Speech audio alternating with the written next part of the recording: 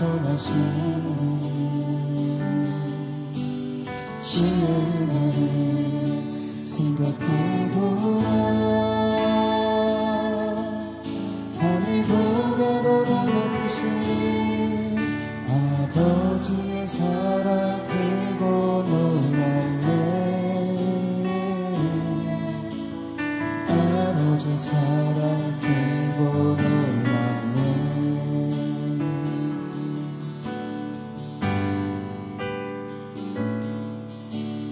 내 어제가 사랑 잊으리.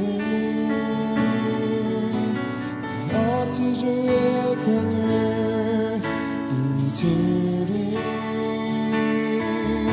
내 영혼의 모든 소원 만족시키 하나님. 주의 사랑을 주의 선하신 주의 은혜를 생각해보라. 하늘보다 더 높으신 아버지의 사랑 크고 놀랐네. 아버지 사랑 크고 놀랐네. 내 어찌의 사랑 잊으리.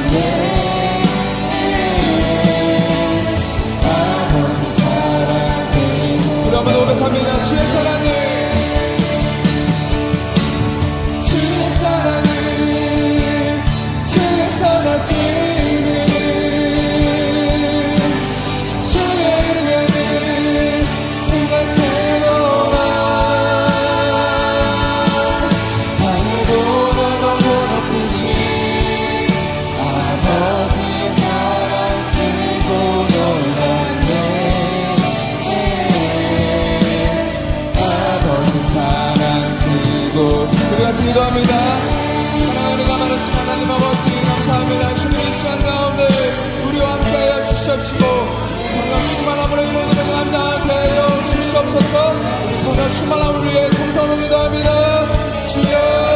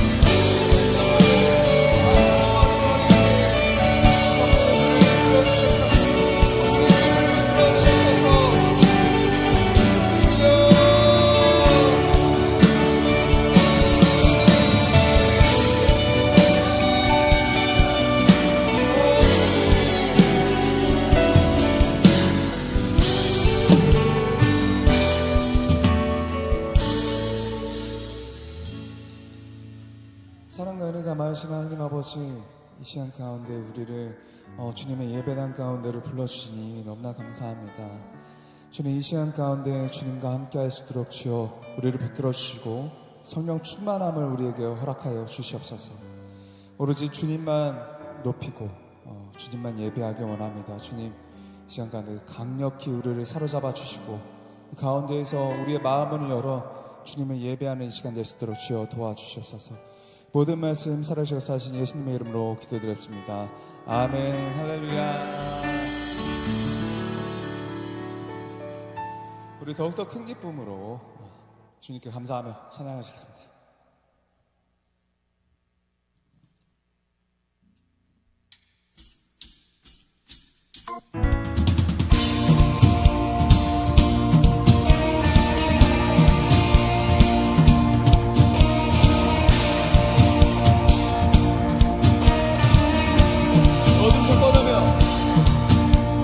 어둠 속 떠돌며 숨을 꽉 찼던 나 마른 뼈 같던 내 영혼 온 힘을 다해도 이길 수 없었네. 쓰러져 가던 내 영혼 헤맬 때 주가 날 찾으셨네. 본사가 아니라 말씀하셨네. 건지시고 이끄시네. 반석 위에 세우시네.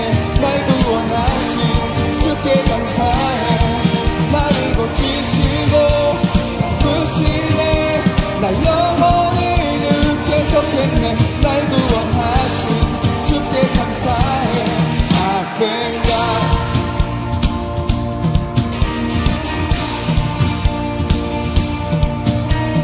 내가 본 모든 것 부정할 수 없네. 내 모든 의식 떠나가네. 오랜 친구였던 무거워진 외로운 마음은 더 이상 필요 없네. 영원히 천국에 이를 때까지 구주 찬양하리. 주께서 우리를 맞아주시네.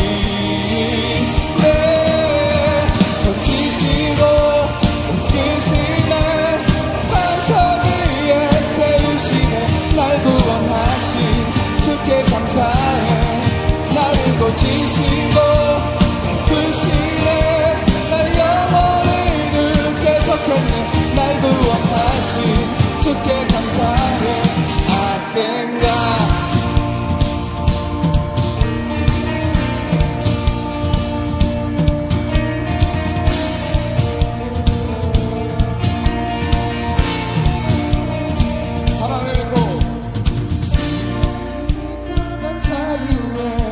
난 자유해 난 자유해 사망을 잃고 난 자유해 난 자유해 난 자유해 사망을 잃고 난 자유해 난 자유해 난 자유해 사망을 잃고 난 자유해 난 자유해 브라보노 사망을 잃고 난 자유해 난 자유해 난 자유해 사망을 잃고 난 자유해 난 자유해 기시고 이끄시네 반석 위에 세우시네 날 구원하신 주께 감사해 나를 고치시고 바꾸시네 나 영원히 주께 속했네 날 구원하신 주께 감사해 건지시고 나를 건지시고 이끄시네 반석 위에 세우시네 날 구원하신 주께 감사해 나를 고치시고 바꾸시네 나 영원히 주께 속했네 날 구원하신 주께 감사해 I thank God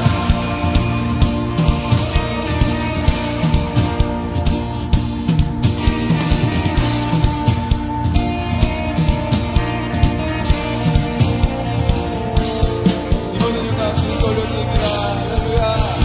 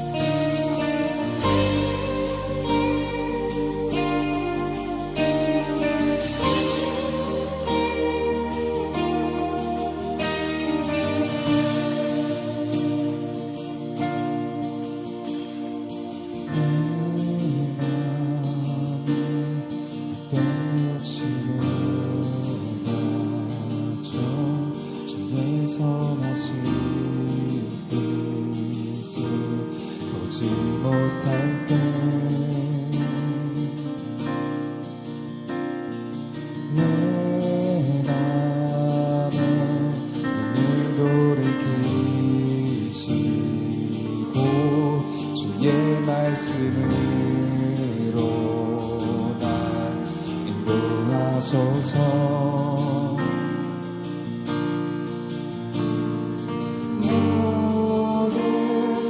두려움 버리고 주의 약속만을 바라보니라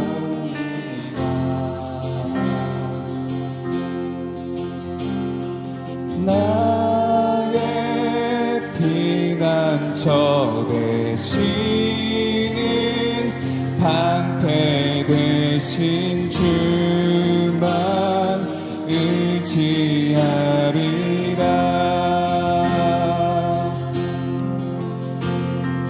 주의 뜻 하늘보다 높고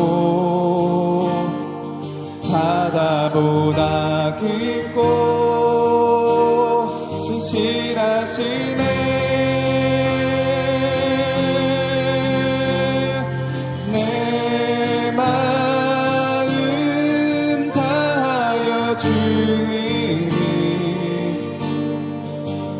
계신 그곳으로 나가리라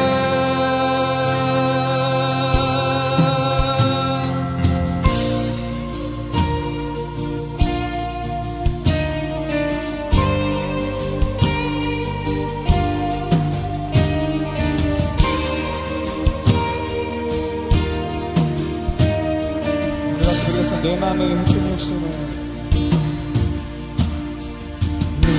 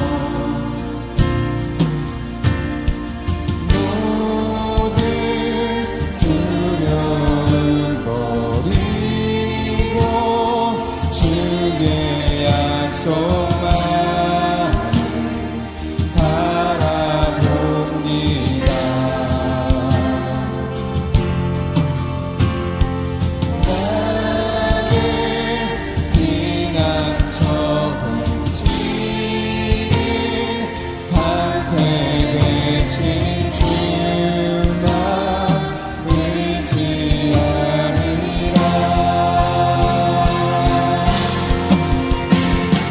주의 뜻 하늘보다 높고 바다보다 깊고 신실하시네. 내 마음 다하여 주님이 계신 그곳으로 나아가리라.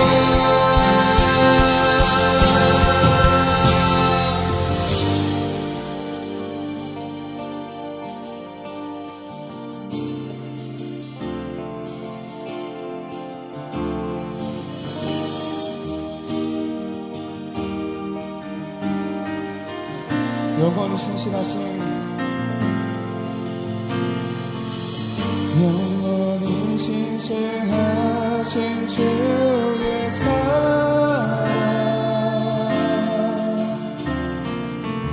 무엇도 끊을 수 없는 사랑 모든 영광과 찬양 받으소서.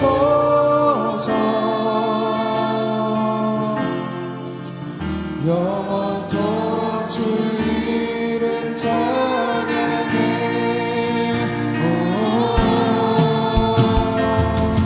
영원히 신실하신 주의 사랑 무엇도 끊을 수 없는 사랑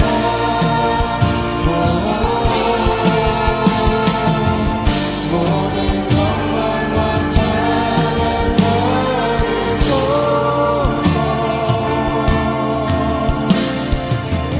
영원토록 주 이름 찬양해.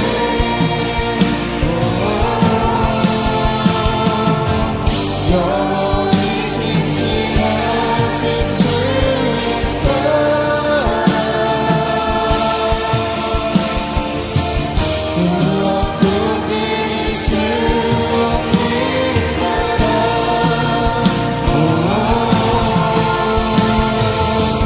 모든 영광과 찬양 받으소서.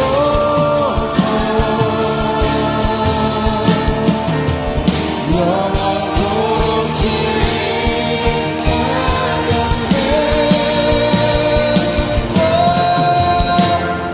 주의 뜻 하늘보다 높고 바다보다 깊고 신실하시네. 내 마음 다하여 주님이 계신 그곳으로 나아가리라. 주의 뜻 하늘보다 높고 바다보다 깊고 신실하시네.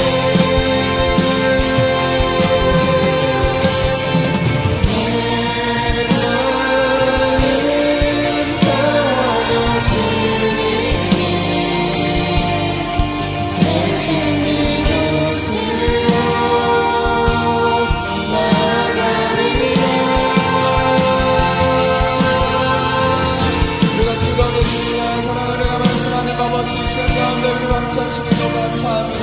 주님, 이 시간 가운데 우리와 함께 하시옵시고 성령님 우리와 함께 하셔서 우리 마음 가운데 들어오셔서 우리의 마음이 옥토바 같은 마음으로 우리를 변화시켜 주시옵소서. 우리 같이 성령 충만함을 위해 동성으로 기도합니다. 주여. 할렐루야. 좋으신 아버지 하나님께 모든 찬양과 경배를 올려드립니다. 오늘도 변함이 없는 사랑으로 우리를 지키시고 귀한 예배의 자리로 인도해 주시니 감사합니다. 찬양받기 합당하신 주님 앞에 이 시간 마음 다하여 나아갑니다. 먼저는 우리의 모습을 돌아보며 하나님 앞에 회개하기를 원합니다. 거짓과 비난으로 입술을 더럽히고 게으름과 방탕함으로 몸을 더럽히고 미움과 교만으로 마음을 더럽혔습니다. 나를 구원하신 예수 그리스도의 십자가 희생을 알면서도 습관적인 죄를 끊어내지 못하고 또다시 세상을 두려워하고 헛된 것을 쫓아 살았습니다. 사랑의 하나님, 어리석고 미련한 우리를 불쌍히 여기시고 용서하여 주시옵소서. 하나님 앞에 너무나 부끄러운 모습이지만 그럼에도 불구하고 거룩한 주님께 더 가까이 나아가길 원하오니 이 시간 예수님의 십자가 보혈로 우리를 덮어주시고 정결케 하여 주시옵소서. 알게 모르게 지은 죄까지 깨닫게 하셔서 회개하고 돌이켜 거룩한 하나님 나라 백성이 되게 하여 주시옵소서. 예일교회를 위해서 기도합니다. 우리 교회가 두 날개로 날아오르는 건강한 교회 되게 하시고 두 날개 1500비전을 이루게 하여 주시옵소서. 세봄 사역이 진행 중에 있습니다. 행복모임 현장마다 성령의 불이 임하게 하시고 복음을 듣는 자마다 자유와 해방, 치유와 회복을 누리게 하여 주시옵소서. 양육훈련에 임하는 모든 성도들이 영적으로 성장하게 하시고 예수 그리스도의 충성된 제자로 세워지게 하여 주시옵소서. 도곡이도 사역자들을 축복하시고 교회와 담임 목사님을 위해 성도들을 위해 기도하는 소리가 끊어지지 않도록 도와주시옵소서. 셀리더들에게 영혼 사랑하는 마음을 더하여 주시고 셀가족 모임이 사랑의 공동체가 되어 우리 교회 안에 위로와 격려, 사랑의 교제와 섬김이 넘쳐나게 하여 주시옵소서. 모든 사역자들이 겸손함과 거룩한 열정으로 끝까지 달려가게 하여 주시옵소서. 담임 목사님을 위해 기도합니다. 항상 비전에 앞서 달려가시는 담임 목사님께 지치지 않는 체력과 영력과 지력을 더하여 주시옵소서. 매일을 말씀과 성령으로 새롭게 하셔서 한결같은 열정으로 달려가게 하여 주시옵소서. 악한 영이 틈타지 않도록 영적인 민첩함을 더하시고 생각과 감정과 기억의 영역까지 지켜 보호하여 주시옵소서. 담임 목사님의 목양 사역을 축복하여 주시고 충성된 제자들과 함께 비전의 길을 달려갈 수 있도록 좋은 일꾼들을 붙여 주시옵소서. 또한 목사님의 가정에 하나님의 은혜가 넘치게 하여 주시옵소서. 동역하시는 사모님께 하늘의 지혜와 기도의 능력을 부어주셔서 기도하는 것마다 응답되는 역사가 일어나게 하여 주시옵소서. 목사님의 새 자녀들을 기억하시고 언제나 하나님의 사랑 안에 거할 수 있도록 붙들어 주시옵소서. 파송된 선교사와 우리 교회 선교비전을 위해 기도합니다. 예일교회가 나가든지 보내든지 선교하는 교회로 쓰임받게 하심에 감사합니다. 필리핀으로 파송된 박주한 선교사님, 매 순간 말씀과 기도로 깨어있게 하시고 성령님의 인도하심에 민첩하게 반응하고 순종하는 선교사가 되게 하여 주시옵소서. 아버지 하나님의 마음을 품고 사랑으로 열매 맺는 선교 사역이 되도록 축복하여 주시옵소서. 우리 교회에 보내는 선교사님들의 가정과 학업, 직장, 삶의 모든 터전이 형통케 하여 주시옵소서. 어디서든 예수 그리스도를 증거하는 삶이 되게 하시고 나가는 선교사와 함께 연합하여 선교하는 기쁨을 누리게 하여 주시옵소서. 준비되고 있는 16호, 17호 예비선교사의 모든 시간 속에 성령께서 함께하여 주시고 준비되는 과정부터 하나님의 역사하심을 확신하며 나아갈 수 있도록 도와주시옵소서. 오늘의 예배를 위해 기도합니다. 여전히 우리 중에 마음이 다친 자가 있다면 그 마음을 만져주시고 이곳에 나온 우리 모두가 하나님께 영광을 올려드리는 예배가 되게 하여 주시옵소서. 하나님을 나의 아버지라 고백할 수 있음이 얼마나 큰 은혜인지 모릅니다. 주님의 그 사랑과 은혜에 감격하여 우리 안에 구원의 기쁨이 회복되게 하시고 전심을 다해 예배하는 참된 예배자들 되게 하여 주시옵소서. 선포되는 말씀을 나에게 주시는 말씀으로 받아 순종하게 하여 주시옵소서. 이 모든 말씀 이루실 하나님을 기대하며 살아계신 예수 그리스도의 이름으로 기도합니다. 아멘.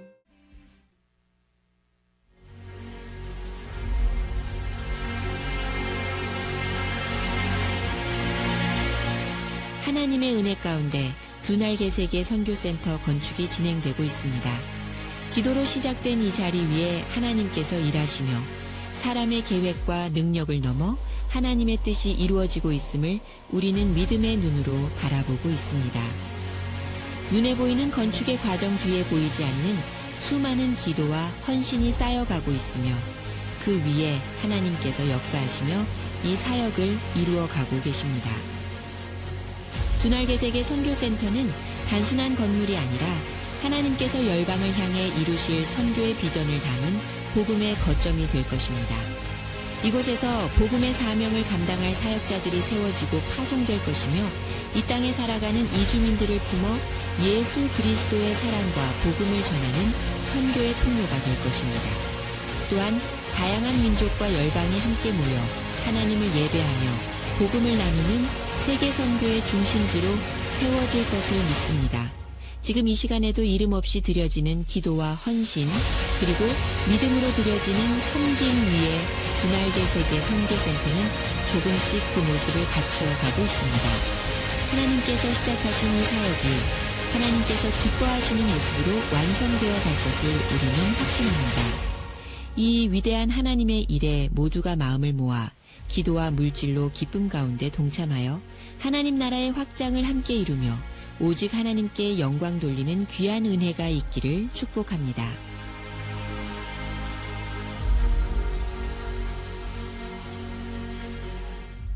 오래전부터 복음으로 이 땅을 밟는 발걸음이 있었습니다.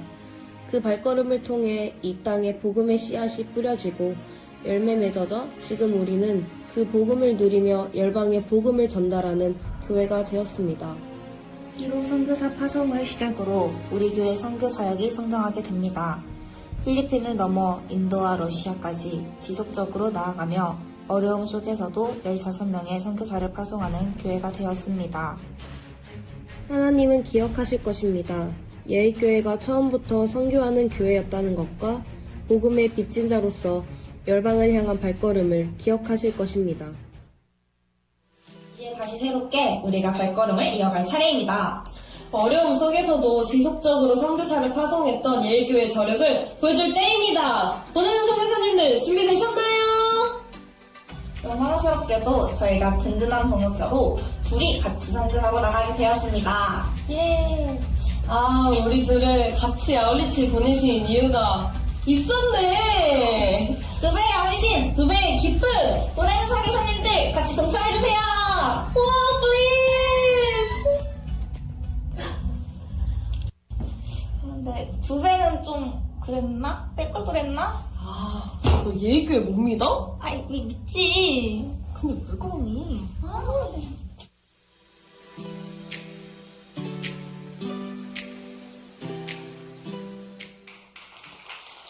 네, 안녕하세요. 선교사 후원관리팀 김지연 집사입니다. 네, 이 주일에 선하고 좋으신 하나님 찬양합니다. 네, 예일교회는 영상에서 보셨듯이 2016년부터 필리핀을 시작으로 벌써 15명의 선교사를 파송했습니다. 작년 12월에 필리핀으로 파송한 15호 박주환 선교사는 마리끼나 교회에서 현재 청년 공동체에서 사역하며 셀 번식을 위해 힘쓰고 있습니다. 지금 필리핀 두날개 교회는 지난 2월 아우니치를 은혜 가운데 마쳤으며 현재 강진용 센터장님 그리고 차기 윤호성 센터장님과 함께 회복 캠프, 리더 캠프를 시작으로 양육과 훈련 그리고 행복 모임이 전격 시작되었습니다. 복음에 반응하고 전도되어 오는 새 가족들이 여전히 넘쳐나는 현재 일꾼이 많이 필요한 상황입니다. 그래서 이제는 우리는 2명의 선교사를 더 파송하려고 합니다. 16호 조수민, 17호 박성인 예비선교사는 3월 초에 면접을 마쳤으며 본 교회에서 제자대학 훈련과 선교국 훈련 중에 있습니다. 그리고 오는 6월에 필리핀으로 파송되게 됩니다. 필리핀 아우니치를 통해 두 사람에게 영혼 사랑이라는 마음을 부어주시고 복음의 빚진 자임을 깨닫게 하셨습니다. 그리고 하나님이 부르신 자리, 선교사의 삶을 결단하게 하셨습니다. 하나님은 우리 예일교회에 1500 비전을 주셨습니다. 150명의 선교사를 파송하는 비전을 주셨습니다. 하나님은 우리 모두를 선교사로 부르셨습니다. 나가든지 보내든지 선교하라고 하셨습니다. 하나님이 하시는 선교의 중심에서 우리 모두가 역사의 주역이 되기를 간절히 소망합니다. 네, 두 선교사가 필리핀에서 사역하려면 매달 총 300만 원의 사역비와 강력한 우리의 기도의 동역이 필요합니다. 받으신 주보와 자리 앞에는 재정 및 기도 후원 작정서가 있습니다. 재정 후원 모집은 4월 말까지며 기도 후원 모집은 5월 말까지 받고 있습니다. 후원 대상을 선택하도록 되어 있는데 당연히 두 사람 모두 후원하는 것이 가장 좋습니다. 네, 재정 후원 방법은 3가지입니다. 기존과 동일하게 자동이체하는 방법, 그리고 정해진 날짜에 직접 송금하거나 1년치를 일시 송금하는 방법이 있습니다. 또 개인 기도와 150 선교 비전 예배를 통해 기도의 후원자가 되어주시기를 간절히 부탁드립니다. 기도 후원자가 되시면 매달 선교사의 기도 편지를 받아볼 수 있습니다. 후원 작정서를 기재하신 후에는 봉헌 시간에 예물과 함께 봉헌해 주시면 됩니다. 선교사를 적극 후원해 주세요. 네, 선교사를 물질과 기도로 후원하는 우리가 주님 오실 날을 예비하는 선교사입니다. 우리를 통해 이루실 하나님의 역사하심이 기대가 됩니다. 잘 되고 있습니다. 선교는 사랑입니다.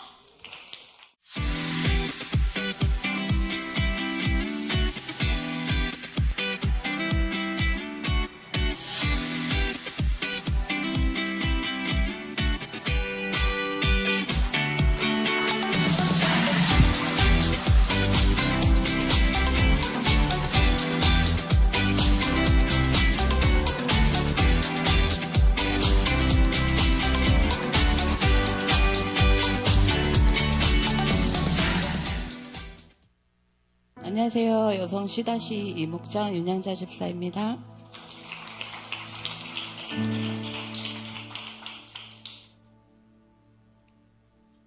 오래전부터 아우니치에 가보고 싶은 마음은 있었지만 시간과 재정 그저 저에게는 먼 얘기 같았습니다.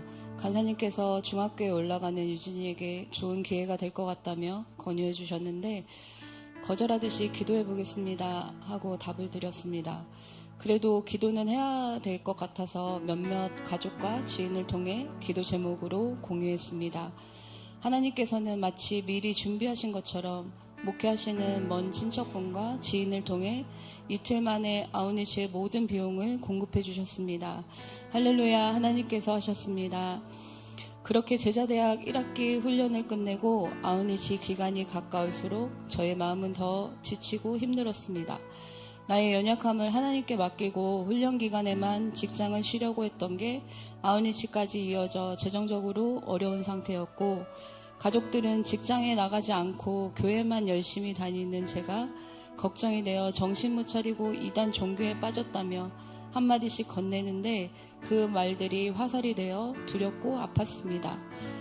그때마다 하나님, 나의 연약함의 것들 다 내려놓고 하나님 일만 집중하고 있는데 왜 저는 점점 더 힘이 듭니까? 하며 인간적으로 계산하였습니다.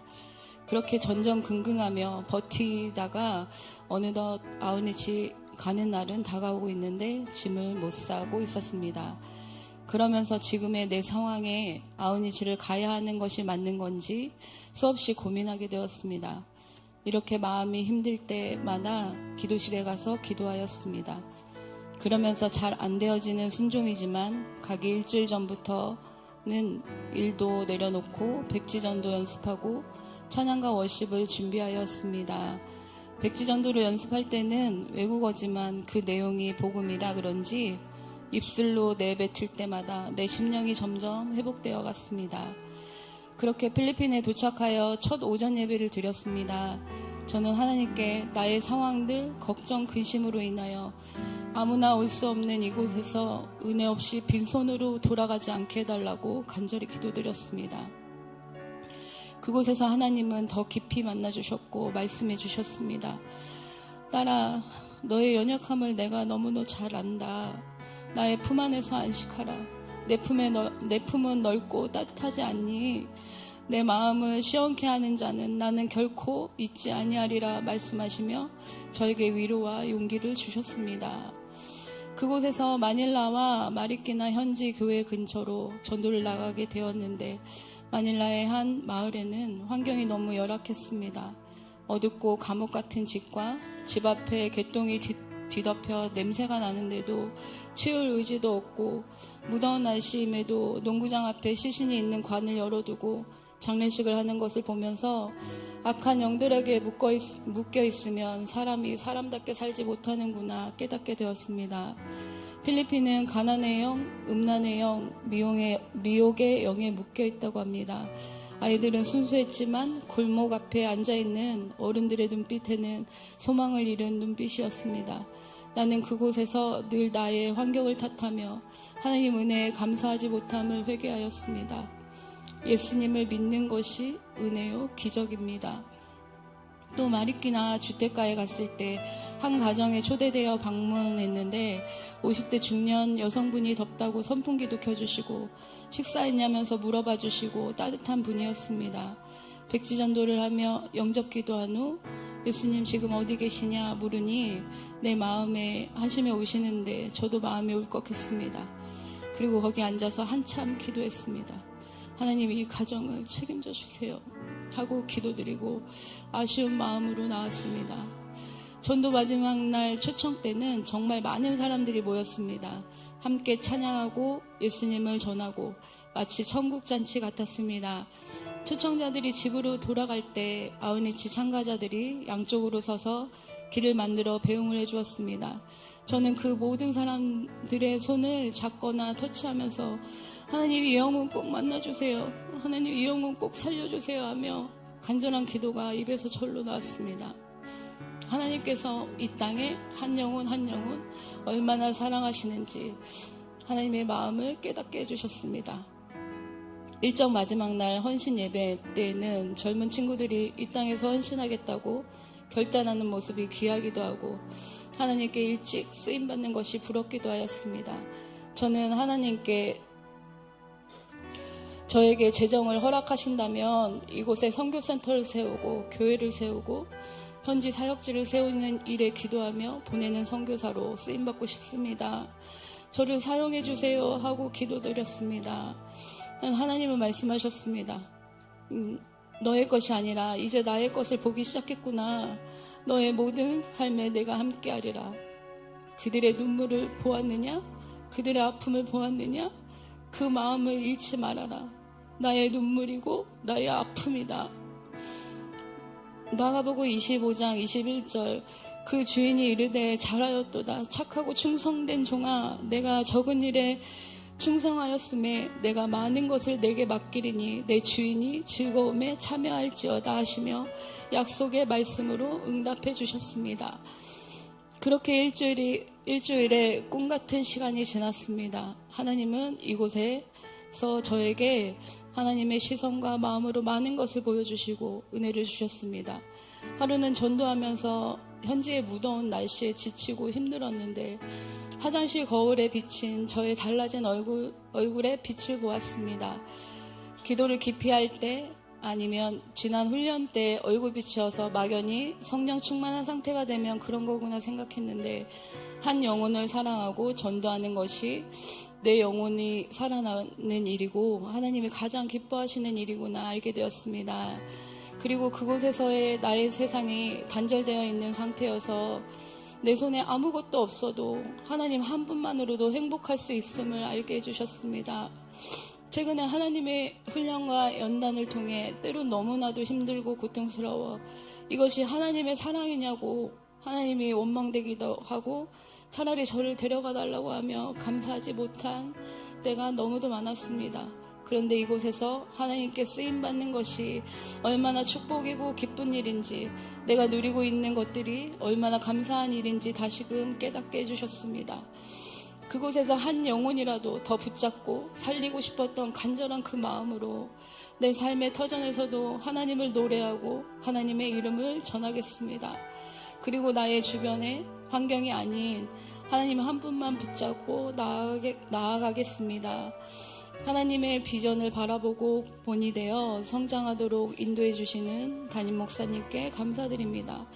아무나 올 수 없는 이곳 저를 불러주시고 깊이 만나주시고 하나님의 사랑을 알게 해주셔서 감사드립니다. 선교는 사랑입니다. 감사합니다.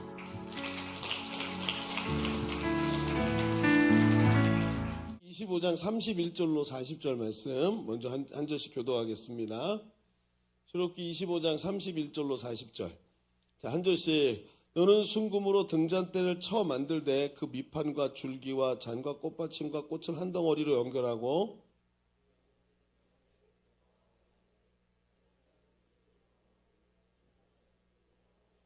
이쪽 가지에 살구꽃 형상의 잔셋과 꽃받침과 꽃이 있게 하고 저쪽 가지에도 살구꽃 형상의 잔셋과 꽃받침과 꽃이 있게 하여 등잔대에서 나온 가지 6을 같게 할지며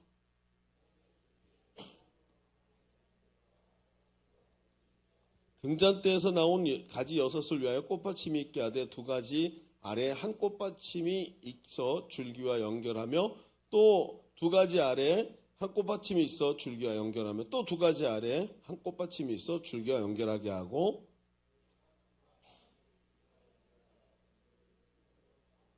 등잔 7을 만들어 그 위에 두어 앞을 비추게 하며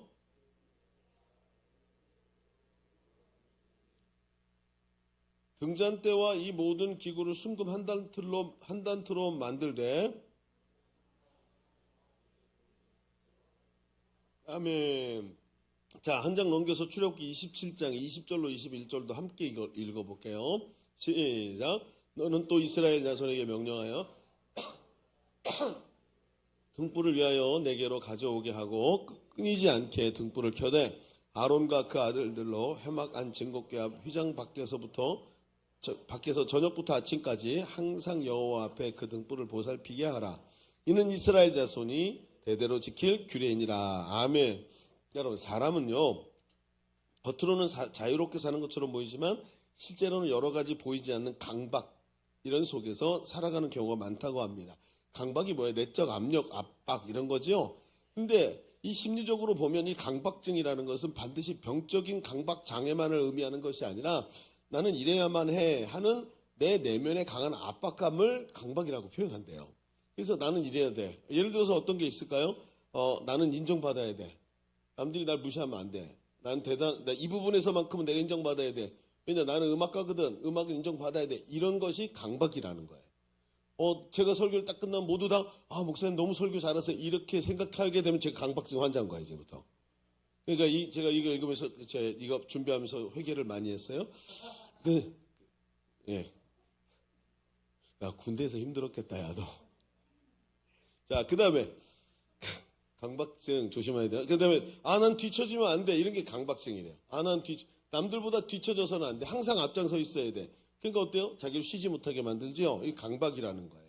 그 다음에, 자신의 삶을 통제해야 한다는 강박. 이게 남편, 그 다음에 아내, 자식들이 내가 원하는 어떤 방향에서 그 자리를, 내가 원하는 통제 속에서 움직여줘야 되는 거예요. 그러다 보니까 이게 강박이 되죠. 그래서 남편이 퇴근할 때쯤 되면 꼭 전화하고, 아이들이 내가 원하는 자리에서 공부하고, 막 이런 개념들이 이 사람의 마음에 강박이 있다는 거죠. 또 이런 강박이 있대요. 좋은 사람이 되어야 한다는 강박. 신데렐라 증후군이죠. 현모양처 증후군. 이런 것도 있고요.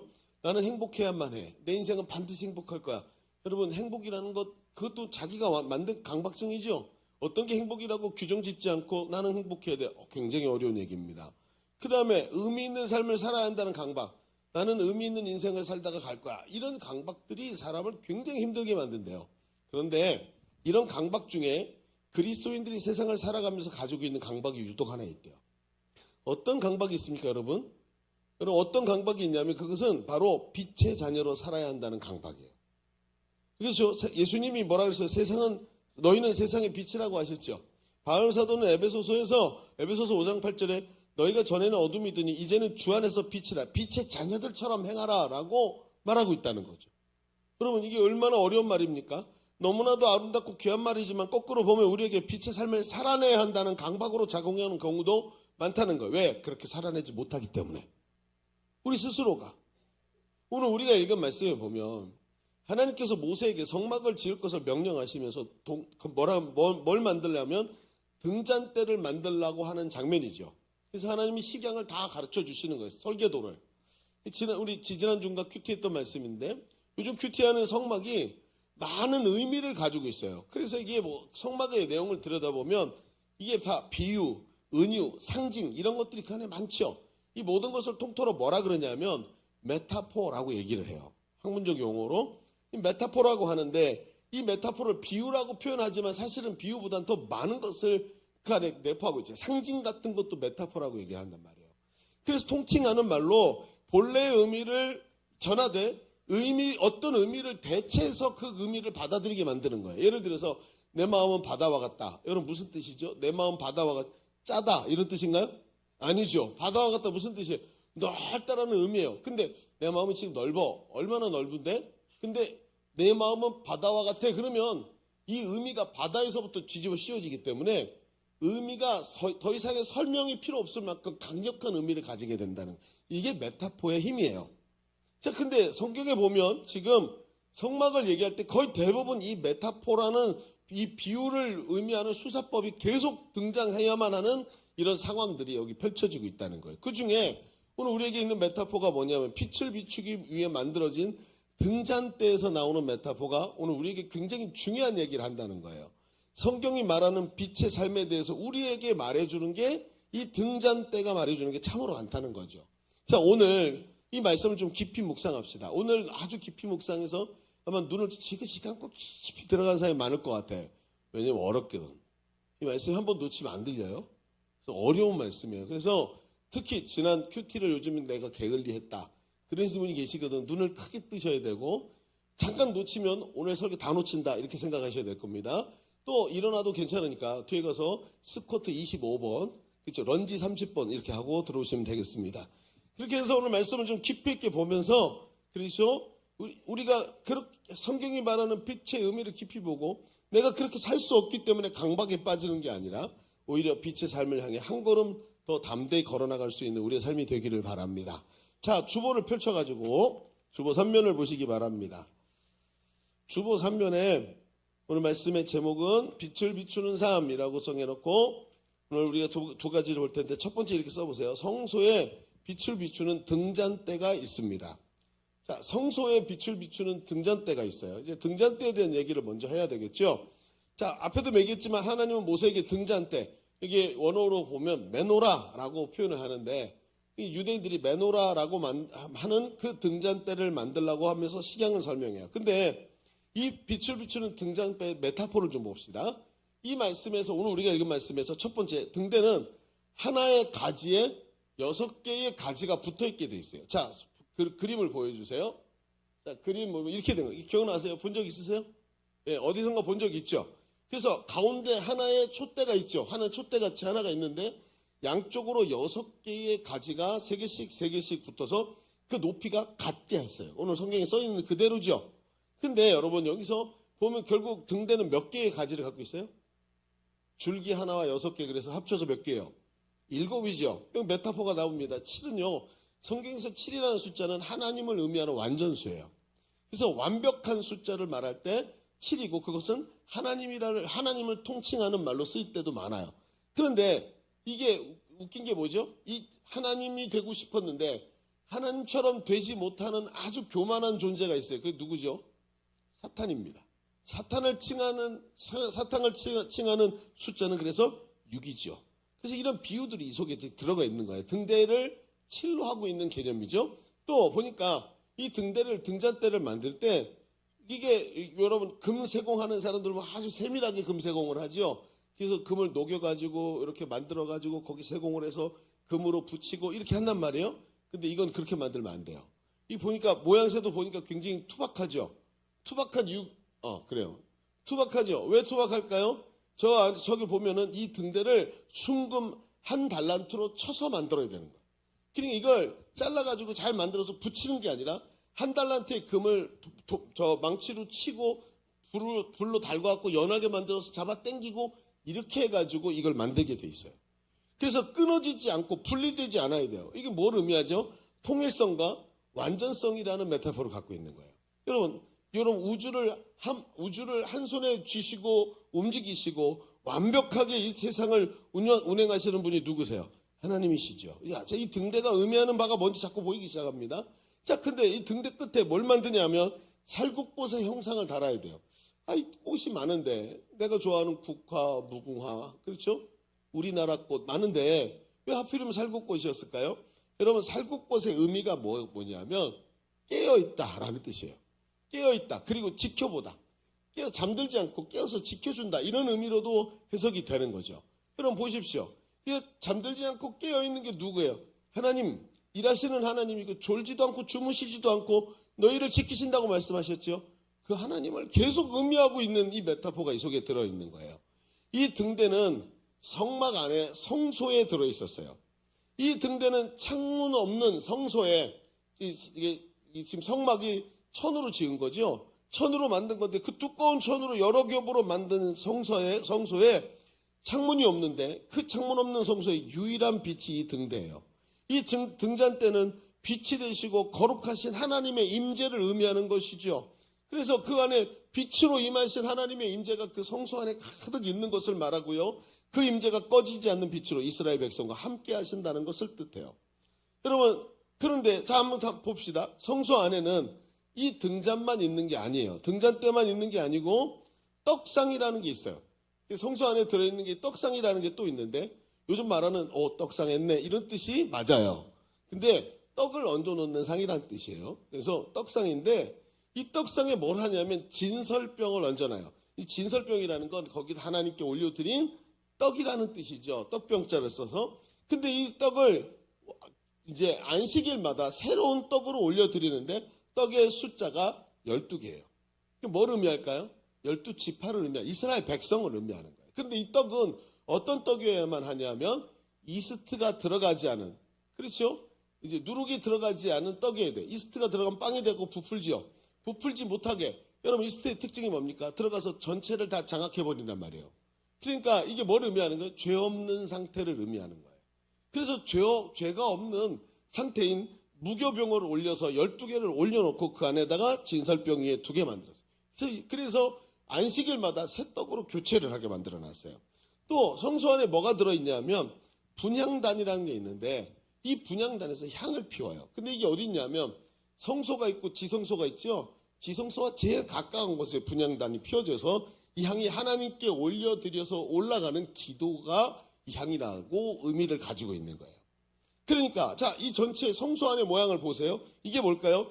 12지파가 하나님 백성이 되죠. 근데 이 하나님 백성이 죄사함 받아서 하나님 앞에 나오고 하나님 임재하신 곳에서 하나님과 함께 하나님 임재 속에 빛으로 오신 하나님 임재 속에 12떡덩어리로 되어 있는 하나님의 백성이 들어와 있어요. 근데 이 떡은 어때요? 새로워진 존재들.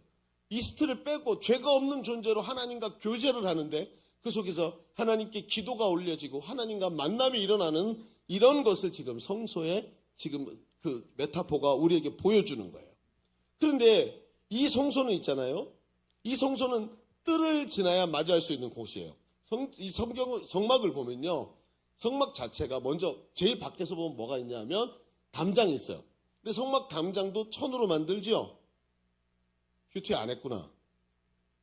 눈빛들이 왜 그래? 자, 저를 보세요. 밖에 뭐가 있어요? 담장이 있는데 담장이 천으로 만들고 기둥을 꽂혀 있다 그랬어요. 근데 기둥인데 그 담장 중에는 문이 있어요. 문을 열고 들어가면 앞에 성소가 보여. 근데 성소 가기 전에 어디부터 가죠? 물두멍이 있고 제단이 있단 말이에요. 그래서 물두멍에서 손을 씻고 사람이 이제 성막에 들어갈 때 재물을 가져간단 말이에요. 어린 양 또는 순양 아니면 소, 비둘기 이런 것을 가져가는데 가면 뭐부터 하냐면 자기가 하나님 앞에서 죄가 있는 것을 안수를 해요. 안수를 해서 재물한테 자기 죄를 전가시켜요. 그 다음에 제사장이 그 재물을 잡아요. 잡아갖고 죽인 다음에 피를 받아요. 그죠? 그 다음에 어떻게 하냐면 배를 갈라서 내장을 다 끄집어내고 진영 밖에서 태워서 없애는 거예요. 그 다음에 이걸 가지고 껍데기를 다 벗기고 머리를 자르고 다리를 자르고 안에 있는 내용을 가지고 그 제단 위에다 얹어놓고 불살라서 하나님께 올려드려요. 그리고 피를 제단 주변에 붓고 그 다음에 피를 제단 뿔에다가 묻혀. 그리고 나서 어떻게 되냐면 너 정결하다. 네 죄가 사하여졌다라는 선언을 얻는 거예요. 그 다음에 나오는 자리가 어디예요? 앞에 있는 성막이라는 게 나와요. 드디어. 거기 번제단을 지나서 성막이 나오는데 성막에 보면 성막에 뭐가 있어요? 성막에는 성소와 지성소로 둘로 나눠져 있어요. 성소가 바깥이고 지성소가 안쪽이죠. 지성소에 뭐가 있을까요? 들어가 봤어요? 그죠? 법궤가 있어요. 법궤. 모세가 받아온 이 12돌과 모세 쌍난 지팡이 만나 항아리가 들어있는 법궤가 있고, 그 법궤 위에 천사 모습이 2개가 있다 그랬죠. 그래서 천사 둘 사이를 하나님의 임재이고, 여기가 죄를 사하시는 곳이라 그래서 속죄소라 그러기도 하고, 또 하나님이 은혜를 베푸시는 곳이라고 해서 시은소라 그러기도 해요. 거기 하나님의 임재가 있다라고 생각을 하는 거예요. 그런데 그 지성소는 아무도 못 들어가죠. 1년에 딱 한 번 대제사장만 들어가는 곳이에요. 그런데 지성소 밖에는 뭐가 있어요? 거기 드디어 성소가 있는 거예요. 그러니까 이 성소가 하나님과 하나님 백성이 만나서 거기서 교제하고 하나님과 함께 은혜를 누리기 위해서 중요한 게 뭐예요? 그 과정을 거쳐야 돼요. 어떤 과정? 죄를 사함받고 이 제물이 자기 죄를 위해서 피를 흘리고 죽어가는 그 모습을 보고 그 피 흘림으로 자기 죄가 대신 사해진 것을 선언받고 들어가는 자리가 거기에요. 그래서 12떡이 그 떡의 특징이 뭐예요? 죄 사함을 받은 무교병의 모습을 갖고 있는 거예요. 여러분, 이게 누굽니까? 이 제물이 누구예요? 구약성경 내내, 구약시대 내내 성전에서 그 수많은 피를 흘리면서 이 짐승이 내 죄를 대신 지고 죽는구나. 이게 누구예요? 어린 양 대신 예수님을 의미하는, 예표하는 거예요. 메타포. 그래서 성막 제사는 모두 예수 그리스도와 십자가의 공로를 우리에게 보여주고, 그 십자가를 의지해서 하나님께 나가는 존재, 바로 진설병 우리, 12떡덩이인 우리를 말하는. 그래서 우리가 부르는 찬양 중에 보혈을 지나 하나님의 품으로, 보혈을 지나 아버지의 품으로 담대히 나간다. 그 찬송 가사 기억나십니까? 2명만 끄떡이네. 몰라요? 보혈을 지나, 나 끝까지 부른다?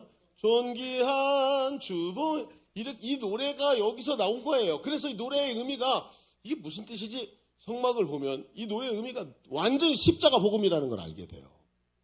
그래서 이 노래가 은혜가 되는 거예요. 여러분, 그런데 중요한 게 뭐냐 하면, 이 성막이 솔로몬 시대 때 뭘로 바뀌게요? 여러분, 솔로몬 시대 때 성막이 뭘로 바뀌게요? 트랜스포머에 보면 범블비로 바뀌죠? 뭘로 바뀔까요? 성전으로 바뀌어요. 성전으로. 그래서 이 광야 시대 때는 하도 옮겨 다녀야 되니까 성막으로 계셨지만, 이제 정착을 하고 나니까 예루살렘에 성전을 지으시고, 성전을 성막과 똑같은 모양새로 지었단 말이에요. 의미를 가지고. 그래놓고 성전에 계신 하나님의. 그런데 여러분, 그런데 뭐라 그랬냐면, 예수님이 제자들에 이렇게 말했어요. 하나님의 나라는 여기 있다 저기 있다 할 것이 아니라 너희 속에 있느니라. 그러니까 하나님의 임재가 어디 있다는 거예요? 우리 속에 있다는 거예요. 하나님의 다스리심이. 그리고 바울사도 뭐라 그랬냐면, 고린도전서에서 우리의 몸이 하나님의 집, 우리의 몸이 하나님의 하나님의 집이라고 얘기했단 말이에요. 고린도전서 읽어볼까요? 6장 19절. 자, 같이 읽어봅시다. 자, 큰 소리로 시작. 너희 몸은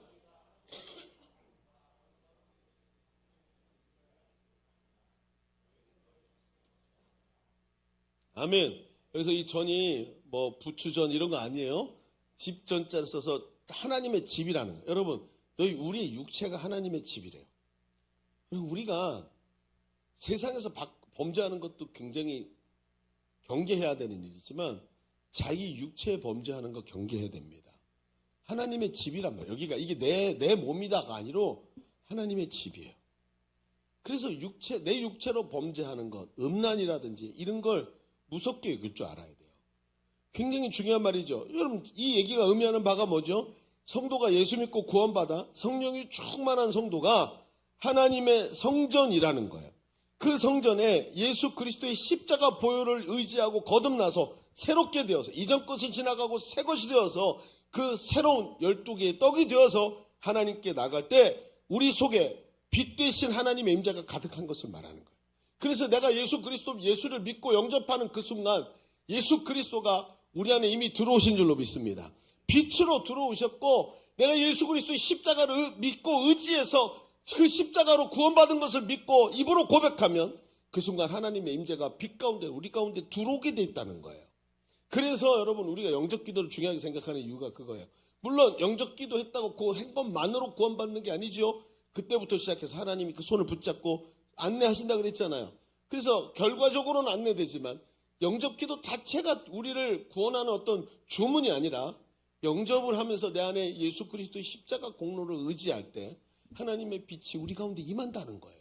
그게 성령의 임재란 말이죠. 이거를 오늘 우리가 분명히 성경이 우리에게 말해주는 겁니다. 그 성전에 예수 그리스도의 십자가 보혈을 의지하고 거듭나서 새롭게 되어서 하나님께 나갈 때 하나님의 임재가 가득한 빛으로 임하신다. 그 빛으로 오신 하나님의 영이 우리 속에 가득하게 임재하시고 지금도 우리의 예배를 받으시고 우리 가운데 지금 이 자리에서 우리를 그 빛으로 인도하시는 줄로 믿습니다. 여러분, 그러니까 어때요? 가만히 생각해 보세요. 내가 빛된 삶을 살아가야 되는데 못 사는 이유가 뭘까요? 내 안에서 빛이 안 나서? 여러분, 처음부터 그런 게 아니에요. 달이 밤에 밝게 빛나는 이유가 뭐죠? 그 빛이 어디서 온 거죠? 태양으로부터 온 거예요. 우리가 그걸 잊어버리면 안 되는 거예요. 내 안에서 빛된 삶이 나오는 건 내가 착한 일을 열심히 하는 율법적 요구를 만족시켰기 때문이 아니라 하나님께서 내 안에 빛으로 임하셔야 되는 거예요. 그래서 십자가의 은혜가 우리 가운데 있을 때 하나님의 임재가 그 속에 가득한 줄로 믿습니다. 그렇게 될 때 성도가 빛된 삶이 사라지는 거예요. 여러분, 이 빛이 약해져서는 안 됩니다. 앞에서도 말했듯이 성소에는 떡상이 있고 그 위에 이스라엘의 12지파를 의미하는 진설된 떡이 있어요. 이 떡은 무교봉으로 만들었단 말입니다. 안식일마다 새 떡을 올려야 됩니다. 이것은 죄 없는 상태를 말해요. 즉 죄와는 피 흘리까지 싸우고 거룩한 핏부림으로 거룩하게 되어서 하나님 앞에서 그 십자가를 붙잡고 서 있는 것이 바로 거룩한 떡의 모습인 것입니다. 자신의 죄사함을 받은 것을 확신을 하면서 예수 그리스도의 십자가를 고귀하고 존귀하고 아름답게 보면서 저 십자가 때문에 살아가는 사람, 예수 그리스도의 십자가 은혜로 거듭난 은혜를 체험하고 오늘도 성령으로 충만해서 보혈의 피로 거듭난 백성으로 하나님을 만나게 되는 거예요. 이럴 때 이 빛이 시들지 않게 되는 것입니다. 여러분, 이 상태를 가장 잘 드러내고 나타내는 게 뭐냐면 바로 예배라는 겁니다. 예배는 예수님께서 뭐라 그러셨냐면 사마리아 수가성 여인을 만났을 때 수가성 여인이 예수님이 메시아인 걸 발견하자마자 질문을 하나 딱 합니다. 어떻게 예배를 드려야 됩니까? 유대인들은 예배하는 장소가 예루살렘밖에 없다고 그러고 나는 사마리아 사람이지만 이 사마리아에서 예배하는 곳에도 난 나갈 수가 없습니다. 주님, 나는 어떻게 하나님께 예배해야 됩니까? 그랬더니 예수님이 뭐라 하냐면 참으로 예배할 때가 곧 온다. 바로 이때이니 그때 영과 진리로 예배한다 그랬어요. 여러분, 영이 뭐죠? 성령을 의미하는 겁니다. 이제 조금 있으면 예수님이 가시고 보혜사인 영이 오실 때 그들이 하나님의 영에 사로잡혀 예배하게 되었습니다. 그 다음에 진리가 뭐죠? 그저 율법의 요구를 만족시켜서 나는 다 했는데 왜 내 심령이 공허하지? 그게 아니고 예수 그리스도의 십자가의 복음이 여기서 예수님이 말씀하셨던 진리란 말이에요. 그 십자가를 붙잡고 성령이 충만해져서 하나님께 나갈 때 진정으로 예배하는 날이 온다는 것이죠. 바로 그겁니다. 성령이 충만해서 십자가 대속의 진리가 강력하게 드러날 때 사람은 그렇게 예배할 때 하나님 앞에서 새로워집니다. 예배 속에서 십자가의 은혜가 회복됩니다. 세상의 모든 나를 붙잡고 있고 나를 얽어매고 있던 세상의 법이 다 가위로 불살라지고 가위로 잘라낸 것처럼 떨어져 나가고 예수 그리스도로 말미암아 구원받은 거룩한 백성이 십자가의 승리와 하나님의 사랑을 찬양할 때 죄와 사망의 권세가 떠나고 하나님의 임재가 우리 가운데 가득 넘치는 것이 바로 예배라는 거예요. 여러분 오늘 예배에 어떤 모습으로 오셨습니까? 제가 어제 찬양팀 모임을 하는데 찬양팀이 연속으로 이제 연습을 해요. 그 가운데 찬양팀 기도회가 있어요. 그런데 찬양팀 기도회 때 제가 와서 같이 기도회를 인도하면서 어제 한 말이 있었습니다. 제가 물어봤습니다. 여러분, 예배가 설교가 예배일까요? 아니요, 설교는 예배가 아닙니다. 그러면 여러분이 하고 있는 찬양, 음악, 이 노래, 찬양, 음악, 노래 이런 게 예배일까요? 찬양, 음악, 노래는 예배가 아니죠. 그것만이 예배는 아니에요. 그러면 뭡니까? 예배가 뭐냐가 제가 물어봤어요. 물론 설교도 포함하고 찬양도 포함하지만 예배 가장 핵심은 구원받은 하나님의 백성이 하나님을 왕으로 모시고 그분 앞에 무릎 꿇어 경배하는 행위 자체라는 거예요. 당신이 왕이시고 다스리는 분이고 나는 당신의 종입니다. 이게 선언되는 게 예배예요. 그래서 찬양이 하는 게 뭡니까? 찬양 속에 예수님의 십자가가 등장하고 찬양 속에 하나님의 승리가 등장하고 그 십자가의 사랑이 등장하면서 그것을 찬양하는 거예요. 그럴 때 여러분 악한 마귀가 모든 거짓의 끈을 놓고 도망가는 줄로 믿습니다. 그래서 찬양이 뭐예요? 영적인 무기란 말이에요. 찬양을 할 때 귀신이 또 나간다고요. 찬양을 할 때 하나님 역사가 일어난단 말입니다. 그리고 나서 어때요? 하나님이 왕이시니까 하나님 앞에 무릎을 딱 꿇고 하나님의 보혈을 의지해서 지성소, 하나님 계신 지성소로 나가 고개를 들지 못하고 나는 죄인입니다고 엎드려서 그 빛나는 보좌에 앉으신 하나님의 발등에 입을 맞추는 존재. 그게 나란 말이에요. 그리고는 하나님께서 자기 백성에게 하나님의 뜻을 가르쳐 주시죠. 그게 뭐예요? 설교를 통해서 우리에게 주어지는 하나님의 음성. 하나님 음성을 듣고 순종하는 백성으로서의 삶. 이게 예배란 말이에요. 이게 하나님과의 교제고 이걸 통해서 하나님의 임재가 우리 가운데 빛으로 가득 넘친단 말이죠. 그래서 예배가 회복인 겁니다. 여러분 다윗을 보십시오. 다윗은 날마다 매주 예배하는 삶을 항상 살았어요. 그런데 시편에 보면 어떤 얘기가 나오냐면 다윗이 하나님께 성전에 예배하러 올라갈 때 부른 노래라고 써있는 시편이 많아요. 그 무슨 뜻인 줄 아십니까? 하나님 예배 가운데 하나님 주신 은혜와 회복을 깊이 체험하고 삶의 현장에서 그 기쁨을 누리는 거예요. 근데 삶의 현장에서 기쁨을 누리다 보니까 너무 감사하고 즐겁고 그 속에서 하나님의 빛이 가득하니까 새 노래가 자연스럽게 나와. 여호와는 나의 목자시니 내게 부족함이 없으리로다 하면서 새 노래가 나와서 하나님께 예배하러 안식일에 올라가면서 또 새 노래를 또 불러. 여러분 이게 바로 예배예요. 왜 빛이 나오는 줄 아십니까? 왜 빛이 나오냐면 하나님이 살아계신 게 계속 내 속에 예배에서 나타나. 여러분, 여러분의 얼굴에도 그 빛이 있기를 바랍니다. 개기름 말고 빛. 개기름으로 번쩍번쩍거리면 나도 지금 개기름 번쩍거리네. 번쩍거리는 게 아니고 빛이 있어야 되는 거예요. 그게 어디서 나온다고요? 예배에서 만들어진다고요. 십자가의 은혜를 깊이 묵상하고 성령께 사로잡힐 때 여러분 안에 빛은 내가 노력한다고 나오는 게 아니라 하나님의 은혜 가운데 주어지는 줄로 믿습니다.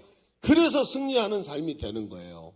여러분 죄를 거절하고 거룩한 삶을 추구하고 말씀대로 살아가는 삶이 우리 가운데 빛을 비추는 삶이 되도록 만드는 줄로 믿습니다. 자, 첫 번째 얘기를 좀 정리합시다. 우리는 지금까지 빛을 비추는 삶에 대해서 얘기하면서 성소의 빛을 비추는 하나님의 임재, 그 등잔대의 빛이 우리 속에 가득해야 된다 그랬어요. 그 성령의 임재는 성막들에서 죄사함 받은 무교병과 같은 성도들이 들어가는 곳에 임재가 일어나는 것입니다. 예수님, 하나님과의 만남이 일어나는 거예요. 예수 그리스도의 십자가 공로를 날마다 붙잡고 오늘도 감사와 감격으로 예배하시기 바랍니다. 그 예배가 회복될 때 그 빛이 우리 속에 비춰지고 하나님의 임재 속에 승리하는 거예요. 자, 그런데 저는 이 대목에서 제가 하나님 앞에서 이 말씀을 보면서 느끼게 되는 이 비유, 앞에 얘기했던 메타포의 한계를 느끼는 거예요. 자, 빛은 말이죠. 비춰야 되죠. 그런데 이상하죠. 이 메노라, 앞에 얘기했던 그 등잔대의 빛이 어디에만 있냐면 성막 안에만 있더라는 거예요. 제가 느끼는 답답함이 왜 성막 안에만 있을까? 하나님은 과연 그 빛을 창문 하나 없는 성막 안에서만 경험하게 만드셨을까요? 그렇다면 백성들은 그 성막 안에 들어갈 수가 없잖아요.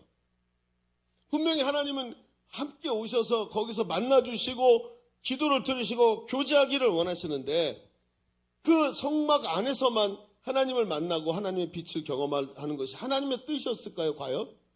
왜 하나님은 빛이 성막 안에만 있게 하셨을까요? 우리는 이 십자가와 하나님과 교제에 대해서 성막이 가진 메타포에 대한 이야기를 하고 있습니다. 그런데 여기서 우리가 기억할 것은 이거예요. 잘 들어보세요. 여기 반드시 메타포는요, 의미의 도약을 가져와요. 이게 메타포의 특징이에요. 메타포를 적용하잖아요? 그러면 의미가 도약을 해요. 반드시. 근데 이 의미의 도약이 일어난다는 거죠. 별로 재미가 없어서 지금 벌써, 그래요. 너무 깊은 세계로 가지 마시고. 자, 그러면 이 도약에 대해 우리가 빛에 대해 가지는 강박을 가지게 되는 원인이 이 도약 속에 나오게 돼 있어요. 자, 두 번째 얘기를 잠깐만 얘기해 봅시다. 자, 둘째, 이렇게 써보세요. 빛은 성소에만 머물지 않습니다.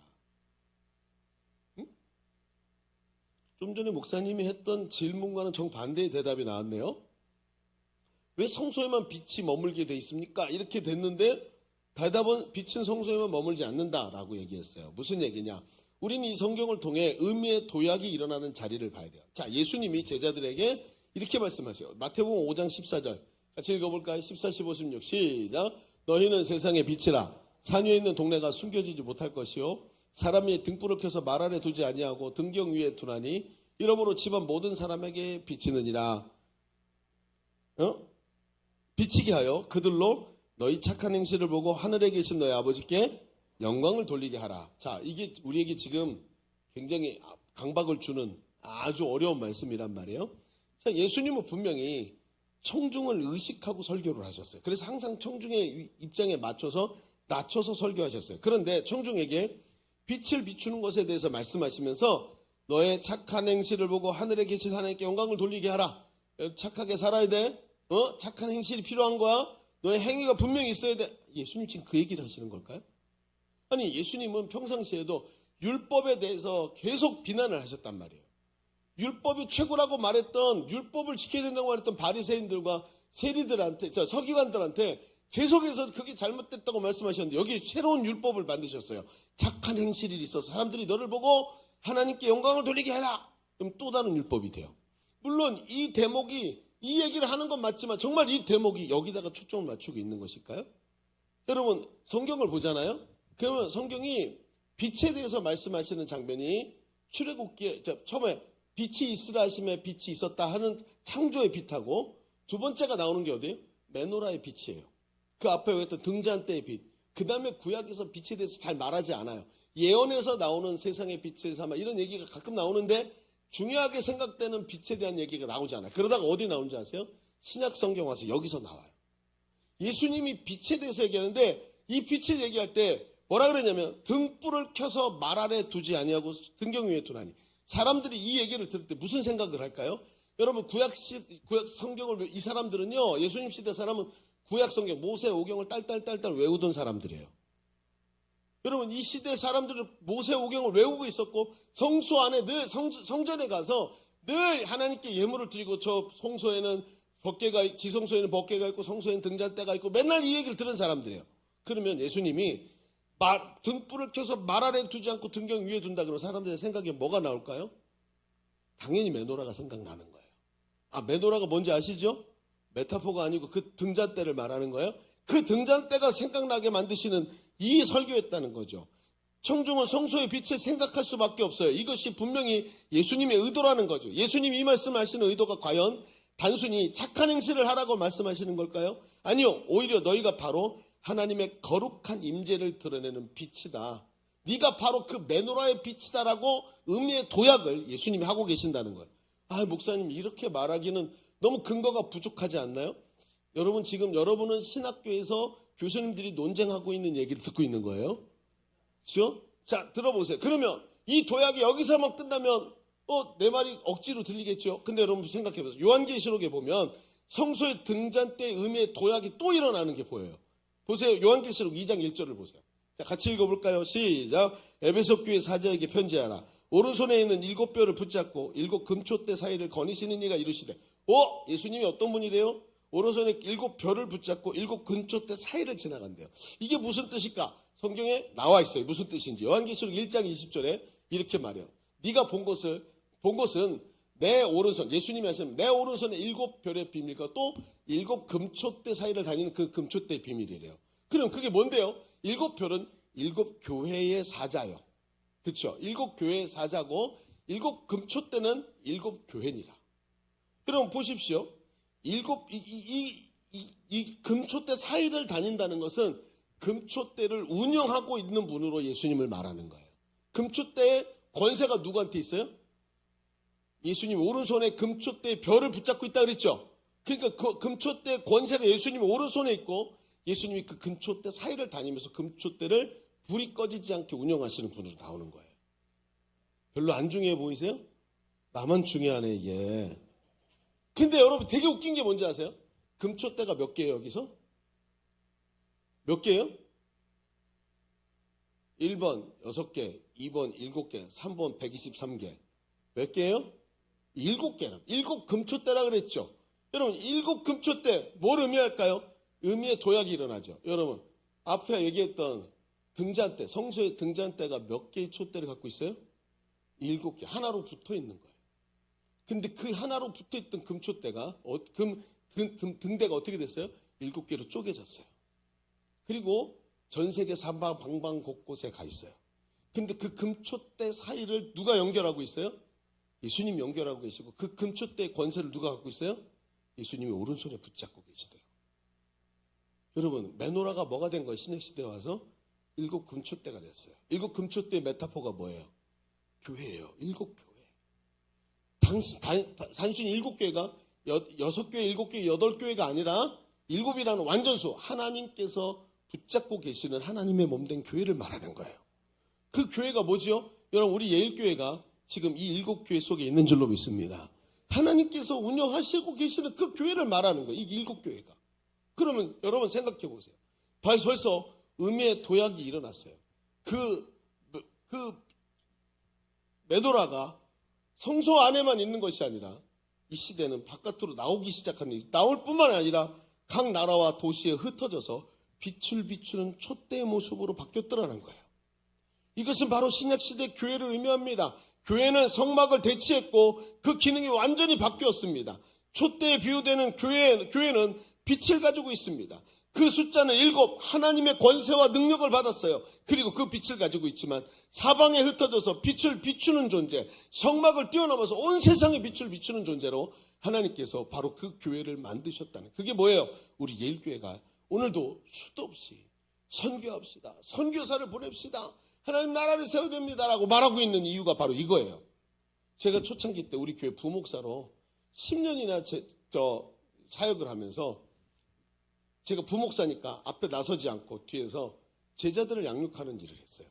그래서 한 9년 정도 우리 3층에는 제일 작은 방, 양육방이, 양육하는 그 방이 제가 시간을 제일 많이 보낸 방이었어요. 수많은 사람을 거기서 양육을 했어요. 그리고 나서 10년이 지났는데 원로 목사님이 은퇴하시면서 우리 성도들이 저에게 신임을 물어가지고 저에게 담임 목사로 청빙을 했어요. 그래서 제가 담임 목사가 됐어요. 자, 그때부터 문제가 생겼어요. 왜냐? 리더십이 바뀌었어요. 평생을 목회해오시던 원로 목사님이 빠져나가시고 제가 담임 목사가 된 거예요. 리더십 바뀌었죠? 교회는 10년 동안이나 열심히 왔는데 별로 큰 소득이 없는 것 같은 거예요. 문제는 성도들이 아니었어요. 지금도 양육받고 지금도 행복 모임 하고 하는데 문제가 뭔지 아세요? 목자들이었어요. 셀리더들. 셀리더들이 목사님한테 와서 저한테 와서 물었어요. 목사님, 우리 재생산도 하고 제자대학도 하고 행복 모임도 하면서 다 하고 있어요. 너무 잘 되고 있어요. 근데 이상하죠, 목사님. 너무 답답해요. So what? 어떻게 해야 될지 모르겠어요. 목사님 시키는 대로 다 했는데 우리 교회는 잘 되고 있는데 우리가 가야 될 데가 없는 것 같아요. 이렇게 얘기했어요. 그때 어떤 일이 벌어졌냐면 때마침 아웃리치를 가게 됐어요. 아웃리치를 가서 엄청난 충격을 받죠. 그냥 아웃리치가 아니고 도날개 선교회에서 하고 있는 아웃리치를 갔는데 딱 갔는데 기가 막힌 거예요.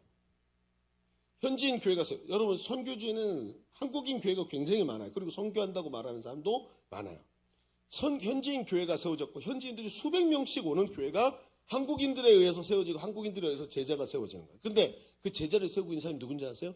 두날개 교회에서 파송한 선교사들인데 여러분 같은 청년들이 교회에서 훈련을 받았는데 희한한 건 교회랑 선교지랑 똑같아요. 그냥 언어만 딱 바꾸면 교회가 선교지고 선교지가 교회가 되도록 똑같은 교회를 만들어놨어. 그리고 우리 다른 교회에서 파송받은 선교사들이 와가지고 되지도 않은 영어에다가 따갈로고 섞어갖고 따갈따갈 헬로 따갈따갈 이러면서 복음을 전하는데 애들이 변화되는 거예요. 그 변화된 애들이 일어나가지고 교회를 섬기고 있고 하나님 나라를 세워가는 걸 딱 보는데 기가 막힌 거예요. 이거구나. 그래서 두날개 결론이 선교라고 했고 하나님 나라 마지막 시대의 마지막 주자로 하나님 앞에서 쓰임받도록 만들어놨구나. 너무 충격적인 거예요. 우리 교회 모든 청년들이 다 선교사로 나가게 될 줄로 믿습니다. 아멘 안 할 줄 알았지만 여러분, 모든 청년들 누구든 원하면 나가서 선교사로 1년을 살 수 있어. 근데 이게 어떻게 됐냐면 어셈블리화 되어 있는 거야. 선교사가, 단기 선교사가 수백 명이 있어도 그가 1년만 딱 하고 나면 그 어셈블리에 싹 들어서 제자리에 갖다 놓고 다른 교회에서 준비된 부품을 갖다 딱 끼우면 새롭게 돌아가도록 만들어놨어. 그래서 이번에도 어떤 줄 아세요? 이번에도 우리 아까 얼굴 나왔던 1호 선교사 유생글이 세운 애가, 이번 여자애가 신학교 가갖고 전도사님이 돼 있는 걸 발견했어요. 제가 이번에. 근데 여러분 보세요. 지금도 지난번에 왔던 람이라는 전도사가 왔어요. 근데 람이 누군지 아세요? 우리 한상익 집사가 처음에 전도해서 세우면서 리더로 세우려고 애썼던 사람인데 한상익 1년 만에 돌아왔죠. 한상익이 있던 자리를 또 다른 청년이 가서 메꿔서 람을 세웠어요. 근데 그 사람 빠졌으면 또 다른 사람이 가야 될 거 아니에요.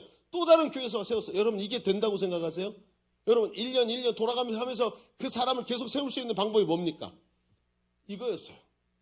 연합 선교라는 게 이렇게 중요하구나 하면서 비전을 딱 깨닫고 돌아왔는데 웃긴 게 뭐냐면 저도 충격이었지만 우리 교회 셀리더들이 충격을 받았어요. 같이 갔던 분 중에 이런 말을 해요. 10년 동안 훈련받고 집사님 훈련 또 받으세요. 나 안 해요. 나 그런 거 싫어요. 이렇게 말했던 분이 그냥 쫓아갔었어요. 갔다가 저한테 이렇게 말했어요. 목사님, 드디어 목사님이 말씀하신 세계 비전이 뭔지 알게 됐어요. 목사님, 저도 이제부터 세계 비전을 위해서 헌신하며 달려가고 싶어요. 라고 말하는 걸 제가 들었어요. 그때부터 여러분 생각해 보세요. 갑자기 한쪽 방에 들어가는 문밖에 없는 방에 계속 사람이 꾸역꾸역 들어가 더 이상 못 들어가게 된 거예요. 밖에서 아무리 밀어도 안쪽에서 들어갈 자리가 하나도 없는데 반대편에 문이 하나 벌컥 열린 것처럼 막 돌기 회전되기 시작하는 거예요. 얼마나 회전율이 빠른지 강력하게 돌기 시작하는데 여러분 그때부터 하나님께서 우리 예일교회 문을 여신 줄로 믿습니다. 사람들이 변화되기 시작했어요. 내가 왜 이거 해야 되는지, 하나님께서 왜, 예수님께서 왜 제자 삼는 세계 비전을 가지라고 말씀하셨는지 이해하기 시작한 거예요. 왜? 사역의 현장에 하나님의 역사가 무한 공급되는 걸 보기 시작하는 거예요. 빛이 비치기 시작했어요. 여러분 예수님께서 뭐라고 말씀하셨죠? 내가 하늘과 땅의 모든 권세를 가졌으니 하면서 너희는 가서 모든 민족으로 제자를 삼아라. 볼지어다 내가 세상 끝날까지 너희와 항상 함께 있으리라. 뭘 위해서? 제자를 삼고 복음을 전하는 일을 위해서. 우리가 문제가 뭐인 줄 아십니까? 내 가정, 내 축복, 내 미래, 내 믿음 여기서 끝나니까 갇혀 있었던 거예요. 빛이 바깥으로 퍼져나가야 되는데 그 메노라의 빛이 성소에만 머물러 있었어요. 그러니까 바깥으로 빛이 퍼져나가지 않아요. 예수님이 하실 말씀이 뭐예요? 그 메노라를 7개로 쪼개가지고, 아니 7개가 아니라 전 세계 수많은 교회로 사방으로 흩어서 보내면서 그 촛대 사이를 주님이 권세를 가지고 움직이면서 그 촛대 불을 지피고 계시지 않습니까? 그 불이 붙은 교회가 우리 예일교회입니다. 여러분 아멘이십니까? 그래서 우리가 이 일을 하고 있는 거예요. 하나님이 당신을 이런 예일교회로 부르셨습니다. 여러분 아직도 빛된 삶이 되지 못해갖고 왜 나는 예수를 믿는데 나도 주님을 사랑하는데 난 왜 이렇게 살지? 왜 그런지 아십니까? 나 자신에게만 함몰돼 있어서 그래요. 그 빛이 여러분 안에 있어요. 그런데 여러분의 메타포가 도약을 안 해요. 도약을 해야 된다고요. 그래서 더 넓은 세계를 향해 하나님이 원하시는 그곳을 향해 메노라의 다리를 다 끌어가지고 7 금촛대를 만들고 그리고 사방으로 가 있어요. 거기 금촛대 사이를 다니시는 주님이 그 권세를 가지고 금촛대의 강력한 빛으로 임하게 하시는 거예요. 그럴 때 어떻게 되는지 아세요? 여러분 우리 가운데 나는 빛의 삶을 살아야 되는데 어떡하지? 그런 게 없어져요. 왜? 그냥 빛이 나오기 때문에. 오늘 아빠 간증하는 집사님 얘기 듣지 않았어요? 얘야 너 내 눈물을 보니? 이들의 아픔을 보이니? 이 땅을 향한 내 마음이 보이니? 하면서 자기밖에 여러분 아까 간증하신 집사님 너무나 어려운 삶을 살고 있어요.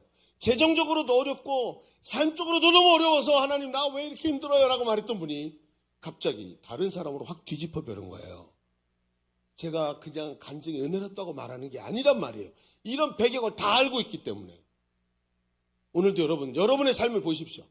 자기 연민에 빠져서 어떻게든 세상에서 잘 되고자 하는 목표? 그거 메노라밖에 안 돼요. 여러분의 성소를 비추기도 힘들어져요. 그러나 여러분 주님께 여러분 자신을 내어드리세요. 여러분 헌신하십시오. 하나님 앞에서 여러분 우리 잘 아는 그 동화 있죠. 햇볕과 북풍이 둘이 태양과 북풍이 내기를 할 때죠. 지나가는 여행자의 옷을 누가 먼저 벗기나. 북풍이 아무리 벗기려고 해도 여행자 옷을 더 꽉꽉 써니까 안 벗지만 안 벗겨지는데 햇볕이 쫙 쬐니까 벗겨지더라. 여러분 이게 웃긴 얘기가 그냥 당연히 그런 거 아니야? 여러분 정말 당연히 그렇습니까? 여러분의 삶은 이게 안 일어나고 있지 않습니까? 오늘도 하나님께 드려진 삶이 될 때 빛이 비춰지는 거고 빛이 비춰지면 당연히 역사가 일어나는 거예요. 그런데 오늘 나 자신에게만 함몰되어 있어요. 여러분이 아무리 연민을 가져도 여러분의 인생을 바꿀 수 없어요. 내 불행을 내가 바꿀 수 있다면 사람은 누구나 다 행복해야 돼요. 그런데 여러분 하나님이 우리의 인생을 바꾸십니다. 신앙생활을 하면서도 아직도 빛을 성소에만 모아놓은 사람이 된다면 그 사람을 통해서 하나님 일하시지 않아요. 그 빛을 가지고 도약을 해야 돼요. 그리고 7 금초대 사이를 거리시는 주님과 함께하면 여러분의 삶에서는 빛이 여러분의 삶 전체를 비추게 될 줄로 믿습니다. 여러분 이걸 붙잡으세요. 그런데 앞에 우리가 읽었던 말씀에 마지막 부분에 뭐라고 되어 있어요? 2번째 본문에 써 있죠. 그 기름을 계속 가져와라. 그리고 이 등불이 꺼지지 않게 해라. 오늘 우리가 해야 될 일이 그거예요. 이 등불이 꺼지지 않게 하십시오. 그리고 이 빛을 주님이 비춰주시는 그 빛을 가지고 오늘도 가는 거예요. 성경에 보면 말이죠. 예수님의 비유 중에 슬기로운 5처녀, 미련한 5처녀의 비유가 나오죠. 혼인집에 결혼잔치가 열렸는데 신랑이 오기를 기다리고 있어요. 5은 기름을 준비하지 않았고 5은 여분의 기름을 준비했는데 신랑이 늦게 오니까 5은 불이 꺼져서 못 들어가고 여분의 기름을 준비했던 5은 혼인잔치에 들어가서 하나님과 함께 주인과 함께 혼인잔치를 즐겼어요. 여러분 그 빛이 그 사람들은 그 기름이 믿음이라고 생각했어요. 그래서 믿음을 가지고 마지막 시대를 버티세요. 여러분 과연 믿음일까요? 아니에요. 그렇게 대입하니까 하나도 이해가 안 되고 억지같이 보이는데 이 말씀에 대입해 보세요. 그러면 아 그랬구나. 마지막 시대에 이 등불이 켜져 있어야 되는 사람인데 이 빛이 어두워지니까 기름을 가지고 이 빛을 계속 비춰내야 되는데 여러분 오늘 우리 A교회가 하나님 앞에서 이 일을 하겠다고 담임 목사님부터 시작해갖고 많은 사역자들이 눈이 획 뒤집혀 있어요.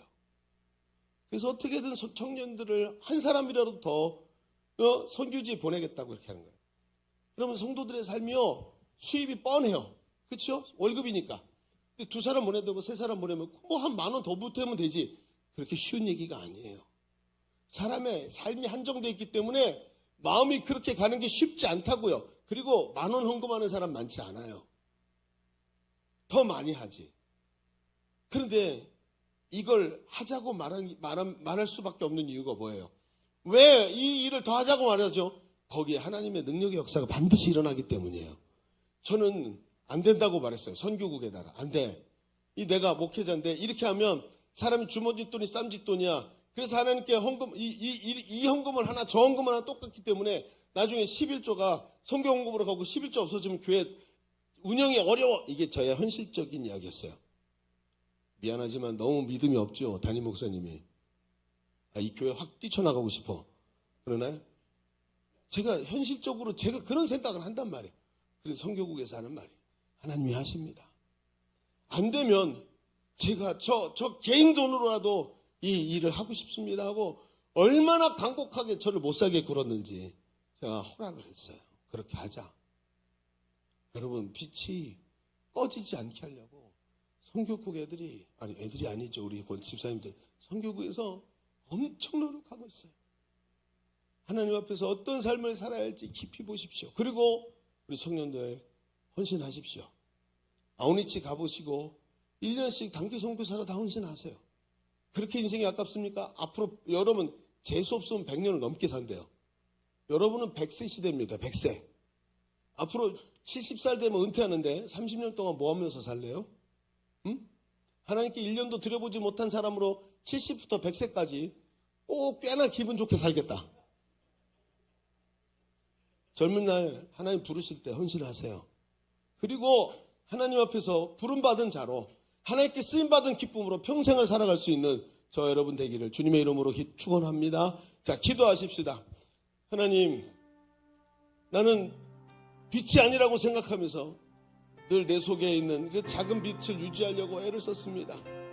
그게 아니라 오늘 부활하신 주님이 주님 앞에서 그 보혈의 은혜를 붙잡으면 하나님 정결한 12떡이 되어서 하나님의 빛 가운데 서게 되는 줄로 믿습니다.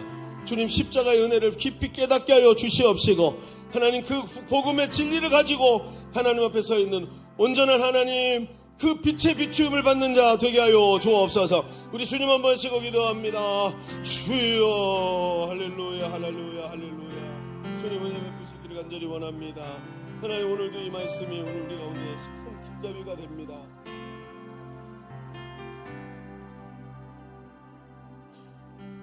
아버지 하나님, 나 자신에게 집중된 삶이 아니라 하나님 메노라로 남아있는 삶이 아니라 7 촛대가 되게 하소서. 메노라로 남아있는 게 아니라 7 촛대로 변화되게 하소서. 주님 역사하여 우리 다시 한번 기도하십시다. 여러분 두 손을 하나님께 올려드리십시오. 하나님 나의 두 손을 사용하여 주옵소서. 하나님 나 자기 연민에 빠져가지고 내 빚만 지켜내려고 했던 메노라가 되지 말게 하여 주시옵시고, 성소를 빠져나와서 7 촛대가 돼서 7 촛대 사이를 거니시는 예수 그리스도께 사로잡혀 빛으로 살아내게 하여 주옵소서. 마지막 시대 마지막 주제로 주 앞에 쓰임받게 하여 주옵소서. 하나님 자기 연민에서 빠져나오게 하여 주시옵시고 하나님의 능력으로 승리하는 자 되게 하여 주옵소서. 주님의 지금 기도합니다. 주여 할렐루야. 하나님 역사여 주옵소서. 우리의 삶을 하나님께 올려드립니다. 하나님 메노라로 멈춰지는 삶이 아니라 오늘도 아버지 7 금촛대 사이를 다니시는 하나님 앞에 온전한 삶으로 빛을 비추는 삶으로 하나님 쓰임받게 하여 주옵소서. 빛 대신 예수님을 따라서 나도 빛의 삶을 살아내게 하여 주옵소서. 자기 연민에 빠져있는 자, 자기 빛만 비추는 자가 아니라 아버지 7 금촛대가 되어서 세계 방방곡곡 열방의 복음의 빛을 비추며 하나님 나라를 세워가는 주의 일꾼으로 하나님 앞에 쓰임받게 하여 주옵소서. 하나님 나를 사용하여 주옵소서. 하나님 나를 사용하여 주옵소서. 하나님 내가 빛이되기를 원합니다. 나를 통해서 일하시는 주님을 기대합니다. 하나님 역사하여 주옵소서. 오 할렐루야 할렐루야 할렐루야. 주님 인도하소서. 하나님의 영광을 충만케 하여 주옵소서. 거룩하신 하나님, 오늘도 주님의 음성은 우리에게 너무나도 선명합니다. 예수 그리스도의 십자가 보혈이 오늘 우리를 주님의 임재 앞에 세우는 줄로 믿습니다.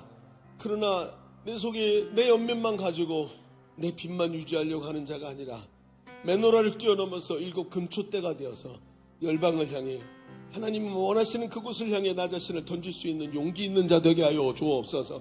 오그라진 손 가지고 있는 자가 아니라 활짝 펼쳐져서 하나님의 영광을 향해 오늘도 달려가면서 빛된 성도의 삶을 살아내는 귀한 우리 젊은이들 다 되게 하여 주옵소서.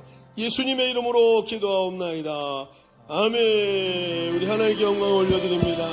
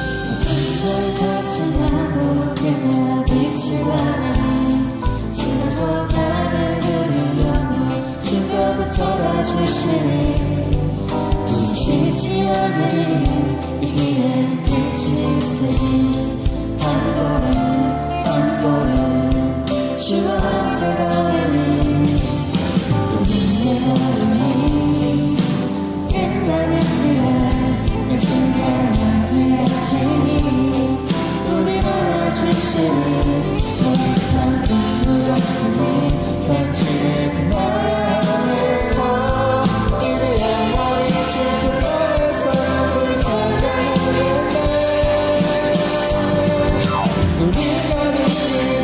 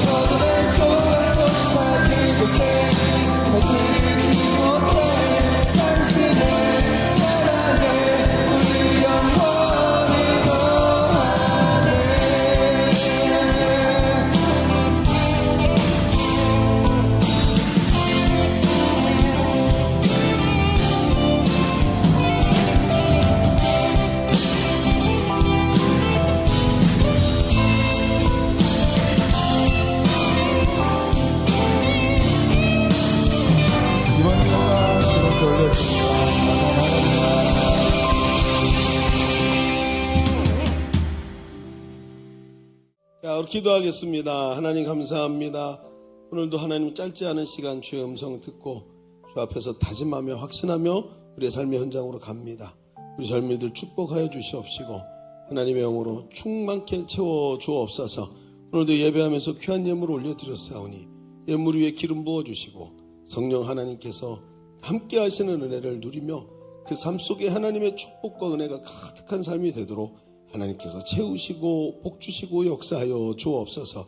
한 주간의 삶도 주와 동행하게 하시고 개인의 삶이 아니라 하나님 앞에서 귀한 능력의 삶으로 빛된 삶으로 살아내는 귀한 성도의 삶이 되도록 축복하여 주옵소서. 이제는 우리 구주 예수 그리스도의 은혜와 아버지 하나님의 지극하신 사랑하심과 성령님이 내주하시고 교통하시며 함께하시는 은혜가 오늘 모여 예배하는 사랑하는 주의 자녀들 머리 위에 저들의 삶과 미래 위에 계획하고 있는 일들 위에 주님의 몸된 교회 위에 열방의 선교사들 위에 이제로부터 영원토록 함께하시기를 간절히 축원하옵나이다. 아멘.